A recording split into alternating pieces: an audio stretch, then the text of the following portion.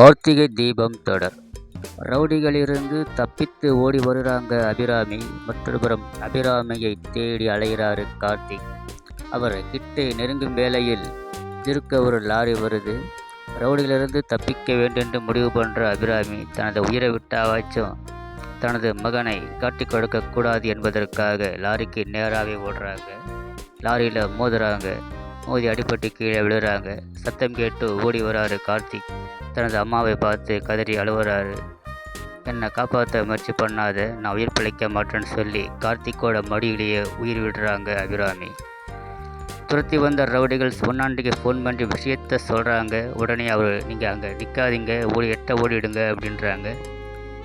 இந்த விஷயத்தை சித்ரா கிட்ட சொன்ன உடனே திட்டம் தோல்வி அடைந்ததை நினச்சி ஃபீல் பண்ணுறாங்க. கோயில் கும்பாபிஷேக வேலைகள் ஒருபுறம் நடந்து கொண்டு இருக்குது. அங்கே ஒருத்தர் பரமேஸ்வரி அம்மா அவங்க பொண்ணு அபிராமி ஆக்சிடெண்ட் ஆகி செத்துட்டாங்கன்றாரு.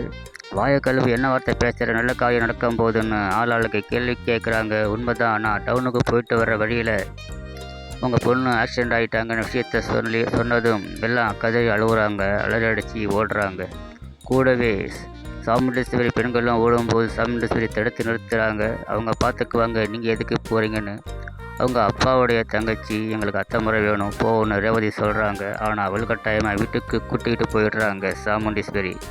வீட்டில் போனதும் கேள்வி மேலே கேள்வி கேட்குறாங்க ரேவதி. ஆனால் சாமுண்டீஸ்வரி பிடிவாதமாக இருக்கிறாங்க. மற்றொரு புறம் சித்ரா அவங்க இறந்துட்டாக்கா நிச்சயமாக அவங்க மாப்பிள்ளை தான் கொல்லி வைப்பார், அவங்க பையன் தான்னு சொல்லி சுடுகாட்டுக்கு வலுக்கட்டாயமாக கூட்டிக்கிட்டு போகிறா. மற்றொரு அவங்க போனதும் ரேவதி 2 வீலரில் அவங்கள சுடுகாட்டுக்கு கிளம்புறாங்க. என்ன நடக்குதுன்னு பார்க்குறதுக்கு. சாமுண்டீஸ்வரி சித்ராவும் அந்த கார் பஞ்சர் ஆனதுனால சாமுண்டீஸ்வரியை நடப்பாட்டியை கூட்டிக்கிட்டு வராங்க சித்ரா. சாமுண்டீஸ்வரி புலம்பினே வராங்க, உன் பேச்சை கேட்டு வந்தம் பாரு அப்படின்னு. ரேவதி 2 வீலரில் வந்ததுனால அவங்களுக்கு முன்னாடி சுடுகாட்டுக்கு ரேவதி வந்துடுறாங்க.